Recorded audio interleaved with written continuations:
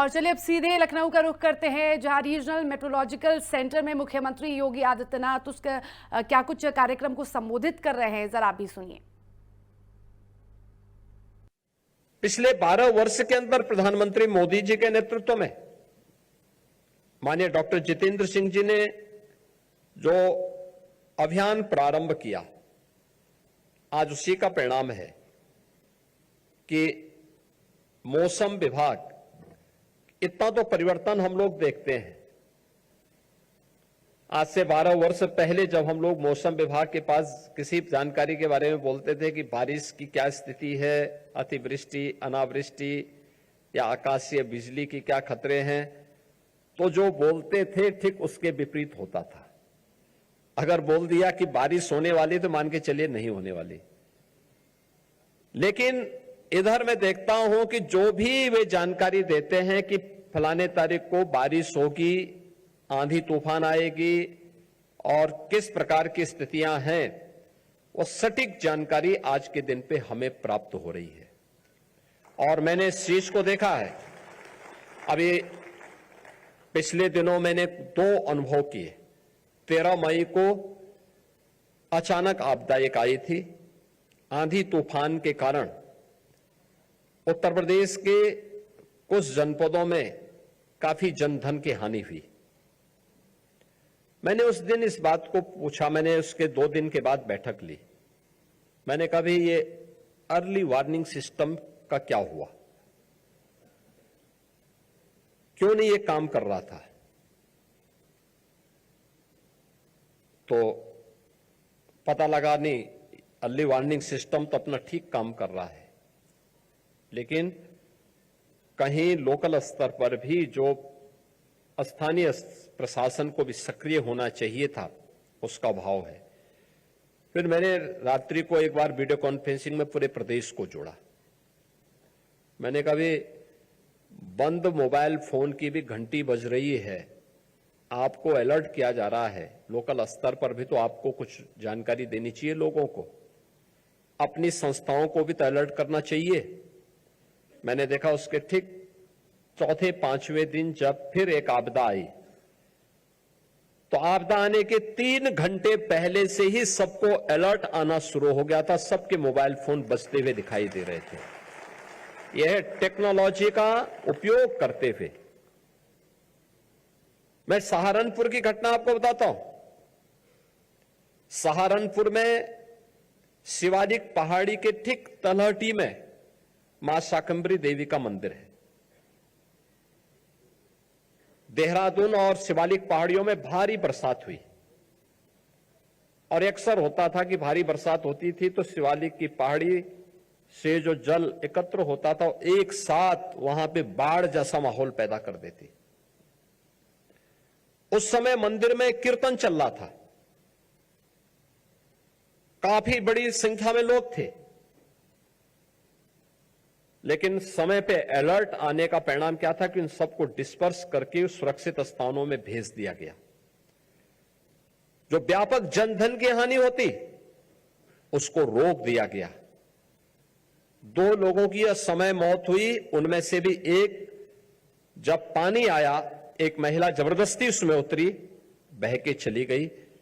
एक अन्य महिला, ये 2 लोगों की मौत हुई। अन्यथा जितने लोग थे सबको सुरक्षित स्थानों पर प्रशासन ने और स्थानीय नागरिकों ने उस अलर्ट के नाते भेज दिया, अन्यथा उसमें दर्जनों लोगों की मौत उसके कारण हो जाती। लेकिन उसके कारण अलर्ट करने का परिणाम क्या था कि ये टेक्नोलॉजी का उपयोग, कैसे मौसम विभाग ने सही समय पर सही जानकारी दी, परिणाम हम सबके सामने आया। हमने व्यापक जनधन की हानि को होने से वहां पे रोकने में सफलता प्राप्त की। दूसरा, अर्ली वार्निंग सिस्टम का जो लाभ, उत्तर प्रदेश के अंदर हमारे कुछ जनपद थे जहां पे आकाशीय बिजली का खतरा बहुत रहता है। मिर्जापुर, सोनभद्र, चंदौली, ये जिले हैं जहां पर अक्सर हम लोग देखते थे कि घटनाएं होती थी। हर वर्ष लगभग 100-150 लोगों की मौत होती थी। मुझे याद है आज से लगभग 4 वर्ष 5 वर्ष पहले की घटना है। एक ही दिन में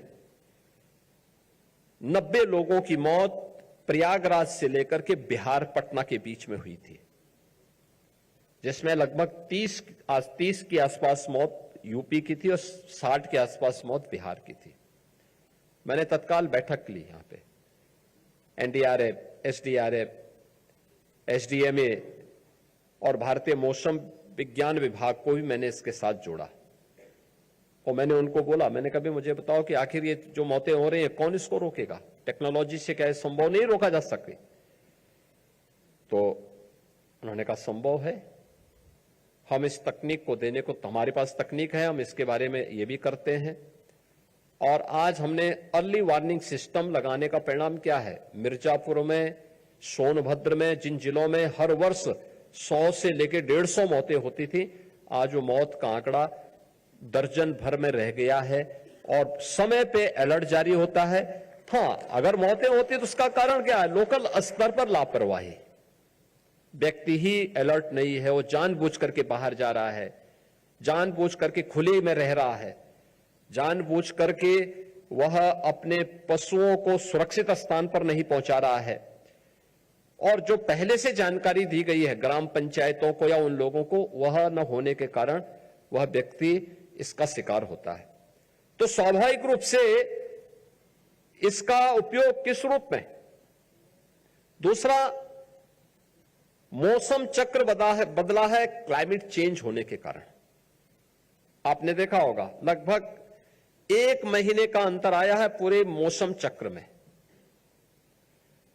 इसका प्रभाव क्या है?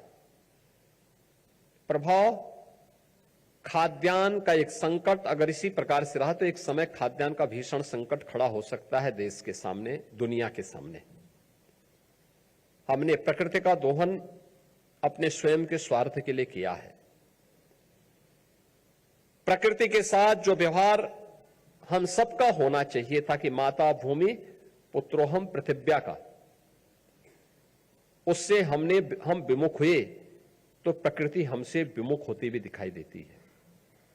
और मुझे लगता है कि जो हमारे संस्कार थे उन संस्कारों को हम पुनर्जीवित कर लें, धरती माता के प्रति अपने कर्तव्यों का निर्वहन कर लें, तो इसको सुधारने में मदद मिल सकती है।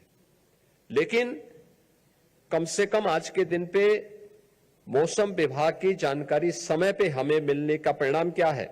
हम अन्नदाता किसान को होने वाली क्षति को और उसके कारण अर्थव्यवस्था को पहुंचने वाली क्षति और खाद्यान्न के संकट को काफी हद तक बचाने में सफल हो सकते हैं।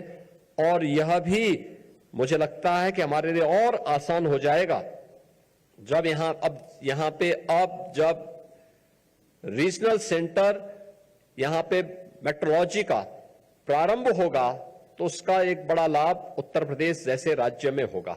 उत्तर प्रदेश राज्य को मैं इसलिए भी महत्वपूर्ण मानता हूं, देश की सबसे बड़ी आबादी का राज्य, देश के अंदर उत्तर प्रदेश राज्य की भूमिका सबसे उपजाऊ भूमि है, सबसे अच्छा जल संसाधन है, देश की आबादी का हर 16वां यानी 100 में से 17वां व्यक्ति यूपी के अंदर रह रहा है। लेकिन मात्र कृषि योग्य भूमि हमारे पास 11% है और 11% भूमि में यूपी 21% देश का खाद्यान्न उत्पादन करता है। अगर समय पे हमें मौसम की जानकारी नहीं मिलेगी, वर्षा की जानकारी नहीं मिलेगी, अतिवृष्टि, अनावृष्टि, ओलावृष्टि इनकी जानकारी नहीं मिलेगी, तो स्वाभाविक रूप से हम अपने अन्नदाता किसानों के साथ न्याय नहीं कर पाएंगे, हम उनको सटीक जानकारी नहीं दे पाएंगे। और सटीक जानकारी देने के लिए आवश्यक है कि मौसम की वह जानकारी ससमय हमें प्राप्त हो सके। इसकी दिशा में किए जाने वाला प्रयास एक महत्वपूर्ण प्रयास है। मैं धन्यवाद दूंगा माननीय मंत्री डॉक्टर जितेंद्र सिंह जी को, जिनका एक सकारात्मक सहयोग यूपी को बराबर प्राप्त हुआ है इन सभी मामलों में, और वे स्वयं अपना समय निकाल करके यहां पे आते हैं। आज भी वह जम्मू कश्मीर में, कल वे डोडा में थे और आज वहां से चल करके सीधे लखनऊ में इस कार्यक्रम में भाग लेकर के फिर उनको वापस जम्मू कश्मीर जाना है।